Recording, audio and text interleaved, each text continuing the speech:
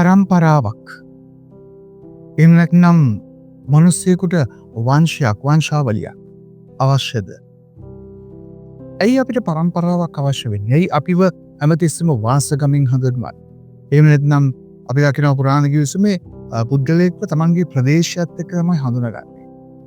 මොකද ඒකට හේතුන් ගොඩක් තියෙනවා කරනවාද? මිනිස්සෙක් අහසින් වැටෙන්නේ නැහැ. එයාට පරම්පරාවක් ඉන්නට ඕන. තාත්තා, සීයා, ඒ වගේ මුත්තා, හිරිකිත්තා, ඒ වගේ පරම්පරාවක් ඉන්නට ඕන.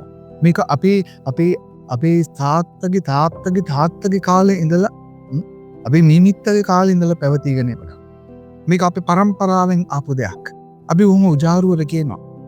අපේ පරම්පරාවේ එක්කෙනෙක්වත් මේ විදිහට ඉඳලා නැහැ. එහෙනම් අපි සමහර වෙලාවට කියනවා ප්‍රමාණය. අද අපි දකිනවා ජේසුස් වහන්සේගේ වංශාවලිය ගැන විස්තරයක් මතයතුමා ඉදිරිපත් කරනවා.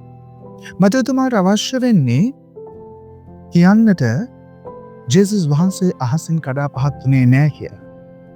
ජේසුස් වහන්සේට පරම්පරාවක් ඉන්නවා. උන්වහන්සේගේ සැබෑ මනුෂ්‍යත්වය ඉස්මතු කරන්නට.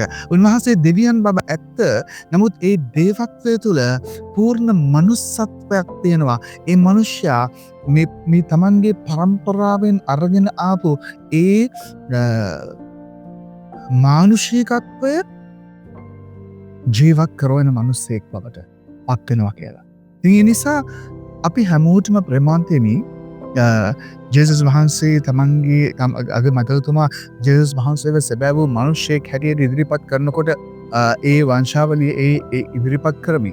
ජේසුස් වහන්සේගේ පරම්පරාව තුනක් ගැන කතා කරනවා. විවිධ අය ඉන්නවා, විවිධ පුද්ගලයන් ඉන්නවා, යහපත් අය ඉන්නවා, අයහපත් අය ඉන්නවා, පෞකාර අය ඉන්නවා, ශුද්ධවන්ත අය ඉන්නවා. මේ හැමෝගෙම සංකලනයක් එක්ක ජේසුස් වහන්සේ මේ ලෝකෙදී ඉපදෙනවා. සැබෑ වූ මනුෂ්‍යයෙක් එක්ක, ඒ කියන්නේ දුක හඳුනන, වේදනාව හඳුනන, පාපය හඳුනන පුද්ගලයෙක් හැටියට උන්වහන්සේ මේ ලෝකෙට එනවා කියලා කියන්නේ. ප්‍රමාන්තිනි අපේ ජීවිතවලත් අපිට පරම්පරාවක් ඕන. අපි එහෙම නැත්නම් පරම්පරාවක් නැති වුණත් අපිට ජීවිතයේ ඉදිරියේදී අපිට අපේ කියලා අනන්‍යතාවයක් නැති වෙනවා. අපේ අනන්‍යතාවය හැමතිස්සෙම හැදෙන්නේ යහපත් පරම්පරාවක් එක්ක. ඒ නිසා තාත්තලා, අම්මලා අපි ඔබ පවුලක් හැටියට ඔබේ දරුවන් එක්ක ජීවත් වෙනකොට හැමතිස්සෙම මතක තියාගන්නට ඕන කාරණාව. ඔබ ඔබේ දරුවාගේ අනන්‍යතාවය නැති කරන්නට එපා.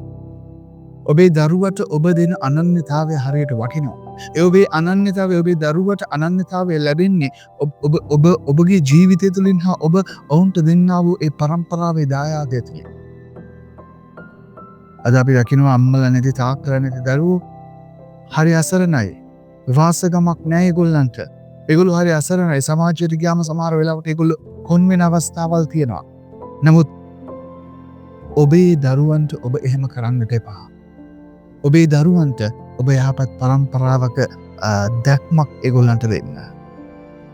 ඒ යහපත් පරම්පරාවක දැක්ම තමයි ජීවිතේ ඔබව මාව ඉදිරියට අරගෙන යන්නේ. අනිත් කාරණාව තමයි සමහර වෙලාවට පරම්පරාවෙන් පරම්පරාවට අපේ ඥාන විතරක් නෙමෙයි ප්‍රමාන්තිනි. අපි කරන සමහර ක්‍රියාවන් වල විපාකයන් පවා ගමන් කරනවා. පරම්පරාගත සාපයන් තියෙනවා. ඒ සාපයන් වලට සමහර වෙලාවට ලක් වෙලා මිනිස්සු ඉන්නවා. ඒ පරම්පරාගත සාපයන් වලට වන්දි ගෙවන අය ඉන්නවා. ඉතින් ඒ නිසා ඒ පරම්පරාවෙන් පරම්පරාවට මේ යන ජානමය සංක්‍රමණය සංක්‍රාන්තිය විතරක් නෙමෙයි. ජීවිතයේ අපි කරන කියන දේවල් පවා ඔබේ දරුවන්ට, ඔබේ දරුවන්ගේ දරුවන්ට, ඔබේ දරුවන්ගේ දරුවන්ගේ දරුවන්ටත් බලපානවා. එනිසා සුවිශාල පරම්පරාවක් ගැන දැක්මක් ඔබ තියාගන්නට ඕන. මේක දෙවියන් වහන්සේගේ ආශිර්වාදය. ඒ දැක්ම තුළ ඔබේ ජීවිත, ඔබේ දරුවන්ට යහපත් පරම්පරාවක් ඔබ හදලා දෙන්නට ඕන. ඔබ ලස්සනට හිටියොත් ඔබෙන් පස්සේ ඔබේ දරුවන්ට, ඔබේ දරුවන්ගේ පස්සේ ඔබේ දරුවන්ගේ දරුවන්ට ඒ පරම්පරාවේ අනන්‍යතාවය තුළ ඔවුන්ට යහපත් පුරවැසියන් වෙන්නට, ඒ වගේම යහපත් දේව දරුවන් වෙන්නට, යහපත් මිනිස්සු වෙන්නට එකලෝ ශක්තියක් ලැබෙයි. බලයක් වේවි. ආදර දේවතාත්තේ ඔබ වහන්සේගේ ආදරය තුළ හැම අම්ම කෙනෙකුටම තාත්ත කෙනෙකුටම තමන්ගේ දරුවන්ට යහපත් පරම්පරාවක් ගොඩනගා දෙන්න. ඔවුන්ට දිවිහිමියෙන් කැපවෙන්නට ශ්‍රද්ධා මාලෝකත් ප්‍රඥාවත් දානය කළා. ජේසුගේ නාමයෙන් ආමෙන්. සුබ දවසක්. ජේසු පිහිටයි.